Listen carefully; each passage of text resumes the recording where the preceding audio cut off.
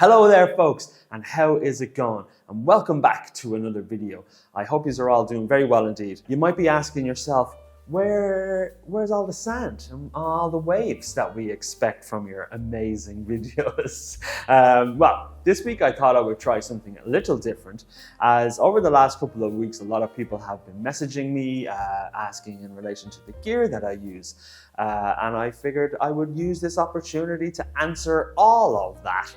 And also as well, I'll be completely honest, I like to nerd out over gear, and I really do enjoy the kind of whole what's in my camera bag videos. And I figured then I might as well put my name in the hat and see about making my own. So let's begin, shall we? Now, the first and foremost thing I suppose people always ask is in relation to what camera system do I use? I am a Sony guy. You know, I have used the Sony system probably since around 2016. I think I got the A7, or no, I got the A7 II, which I bought secondhand, and I used that for many years. And it's only really, I think I got this as the A7 III. I got, maybe 6 months or so after it came out, whenever that was. The Sony system was one that really appealed to me because the idea of the kind of full frame, light, mirrorless kind of vibe. And at the time, me and Orla were finishing college, and we had all these adventures and travels to look forward to, and I didn't want to carry around that old camera that I had. So yeah, Sony, I have the A7 III, and then what I'm filming on at the moment is the A6500, which is the APS-C style of camera, which I do use as my main vlogging camera. And on that camera, I use this is the Zeiss Batis, the 18mm 2.8. It's a spectacular lens, I'm not gonna lie. This was the first, it's a prime lens obviously, and I bought this specifically to photograph the stars. It's so gorgeous, I really love it, and it weighs nothing. And combine them with the A6500, it is a super duper lightweight kind of hello vlog kind of system, and I really do love how it works. But usually when it's the case, if I am shooting astro and things like that, I'll pop it onto the full frame camera just because it suits that better. And then this is the wide angle lens that I use, is the 16-35 f4. The f4 is the only one that I could afford. I bought it secondhand from a shop in Dublin, and I love it. I think it's great. It's super light. It's got stabilization. Even shooting handheld, you can get really nice sharp images then combined with the stabilization on the camera. And yeah, I really love it. I think it's a great lens, and 16-35 is a very kind of classic landscape photography lens. And then this is the beast, which I love this lens, and every opportunity I get to use it, I'm so happy about. This is the Sigma 100-400. It has a variable aperture on it, and I absolutely love it. For such a long time, I always thought, landscape photography has to always be super wide. When you start to really hone in and punch in on scenes with a lens like this, it just opens up this whole new perspective, which is really wonderful, and what we're all kind of really after. I also have another lens which is on the camera at the moment, which is the Tamron 28-75 f2.8. It's an absolutely fantastic lens. It's so sharp, and again, weighs nothing. So essentially all of that is like the main kind of bulk of my camera gear. Getting onto the other stuff, we have a nice rocket blower, which everybody should have, especially if you're out and about shooting stuff.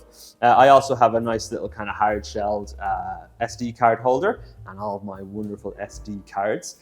And on the microphone, actually, this is a nice little upgrade that I've made recently. I was using my friend's lavalier wireless microphone, but it was a big chunky thing that it was a bit of a faff to get around. And I went for, as much as I appreciate the DJI lavalier microphones for all they do, and the sound quality is really fantastic, I can't afford one of those because they're very expensive. So I went for, like, this is just an off brand. They're called Hollyland. Yeah, it was very well reviewed. As far as I can tell, it's doing the job great. So yeah, it's wonderful. And this box charges them. There's two of these little lavaliers, and then the receiver on top of the camera.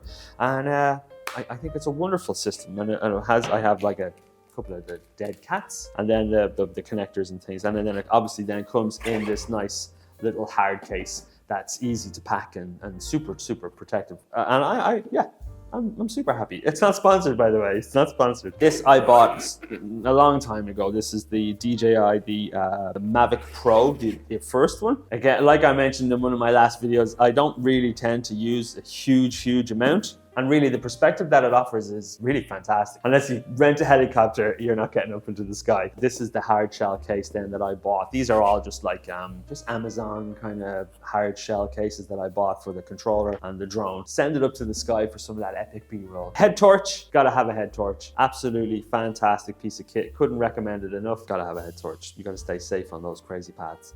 And then in terms of filters, if you know me or you ever get to hang out with me, I complain about my filters just so much. I didn't have any of these lenses when I bought the filter system. None of them fit. I suppose I'll tell you first what it is. This is the Lee filters, but yeah, it's a real pain. And you know, as much as I would love to get new ones, again, they're very expensive, but you know, someday I do intend to change the system, because like I say, the filter thread sizes that I have now are just like totally different to what I actually have.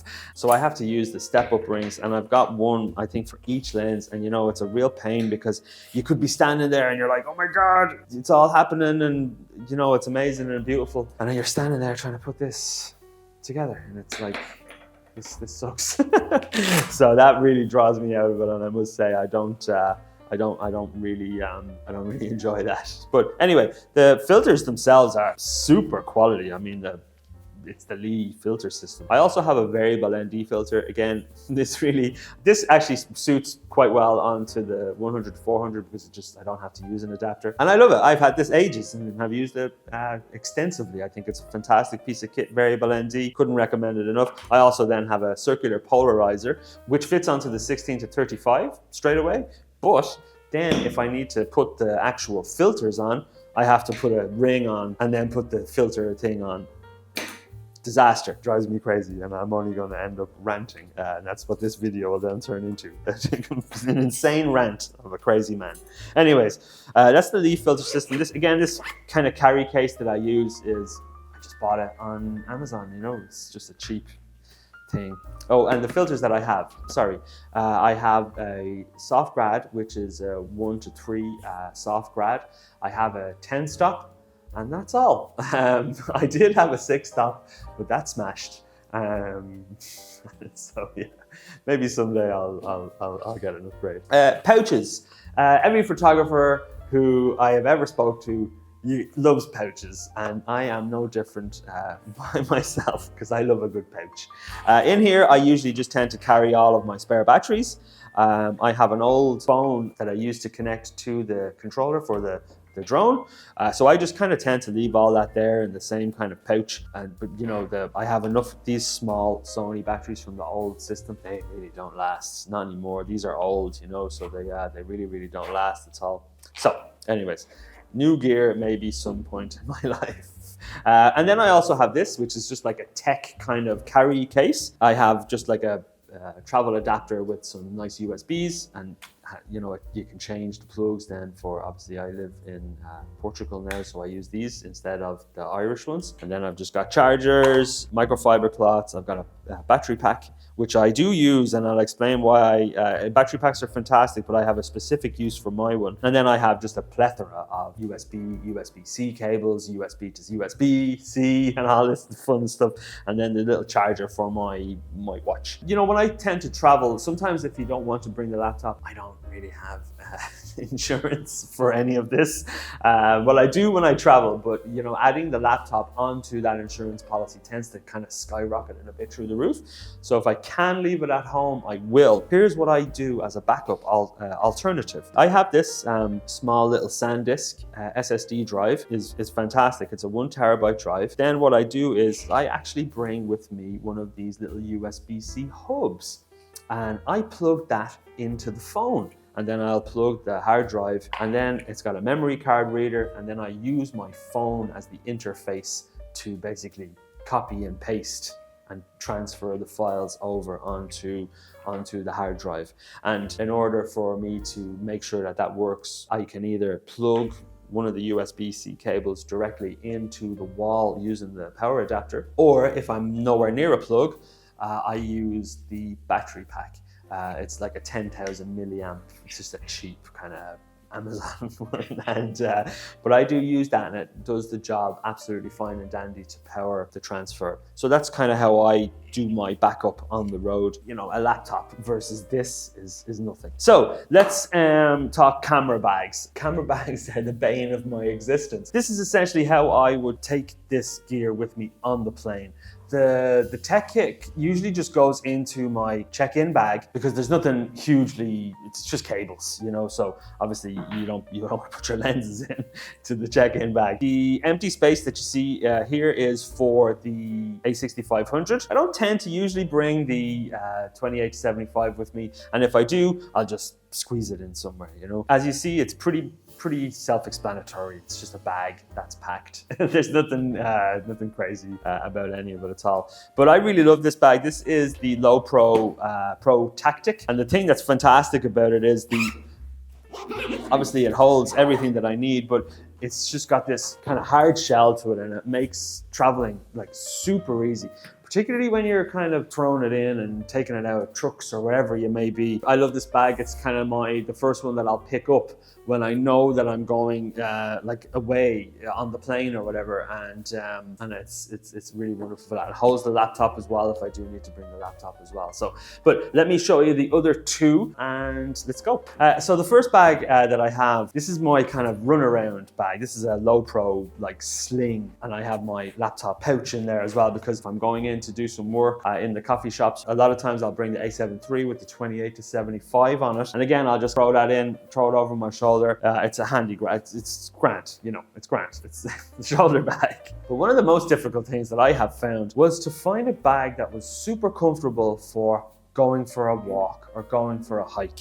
Now, I am a big fan of the photographer Andy Mumford here on YouTube. One of the previous bags that he owned, which I got great inspiration from, was this Deuter Freestyle Pro. It's a 30-liter bag, and it's like a snowboarding bag. One of the great things about this bag is that it's bananas comfortable. You could wear it all day. The hip strap is absolutely wonderful, and the kind of piece de resistance about this bag, it opens at the back, so that makes it super handy. And then what I did was bought one of these inserts to kind of pack my stuff into there. I would predominantly leave the camera gear in the Pro Tactic. Then, because this kind of packs down, and I would then just throw this into the back of the van, for instance, and then if I knew we were going to go for a nice long walk, I would just pack this, and then I have the kind of tripod leg holder here attached to this side, and then I can cinch the tripod down on the side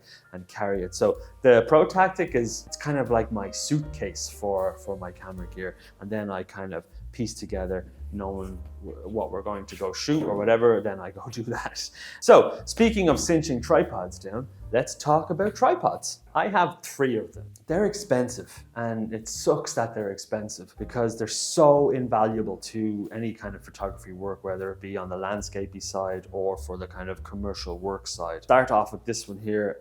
This is a Vanguard. I don't know what model it is. It's the 3rd one. Anyway, that's all I know. This is a super duper nice tripod. I really, really like it. Again, I would mainly use this for the kind of commercial work that I do here in Portugal, i.e. like the product stuff and all, because one of the nice things about it is that the center column extends, and then you can actually kick it out to, you know, make it flat, so you can get some nice flat lays, which I tend to do quite a lot of. But I really, really like it. It's super light. It's a carbon fiber tripod. Really, really like it. This particular one, this is the brand 3-legged thing, which is not an easy thing for an Irishman to say. But this is super light. This is like the kind of travel-y one. I do need to tighten the leg. This one here is the Winston, it's called. And again, this is the kind of beefier, withstand anything kind of tripod. And again, it's carbon fiber, and I think it's fantastic. Again, I need to tighten the leg. And then the ball head that I use is a Vanguard ball head. Sometime down the line, I really do hope to try and get one that's more travel friendly and just a bit lighter, but it is solid as a rock. I feel very good and safe putting my camera onto that. But anyways, I am rambling, and this video is probably going to be about 10 hours long. So yeah, I hope you enjoyed a kind of look inside of my camera bag and gear and how I like approach the stuff that I have. Again, it's all very much from the perspective of having no money. Story of my life. For what it's worth, everything that I do have, I have thought very hard about getting, and you know, again, justified why I need it or why I want it. And you know, like I say, it's for me, it's a small kit. It's nothing crazy, but it does the job for me fine and dandy. And so usual score, you know yourself. If you like this kind of thing, then give it a little like. And if you do fancy following along the adventures, then absolutely hit the L subscribe button. And if you have made it this far, fair play to you. Cheers to you. I know that these types of videos can be a bit boring and a bit rambly, so I'll try to edit it down as much as I can, but we will see. We will see how it works out. But for now, I hope you are all doing well, and take it easy, everyone.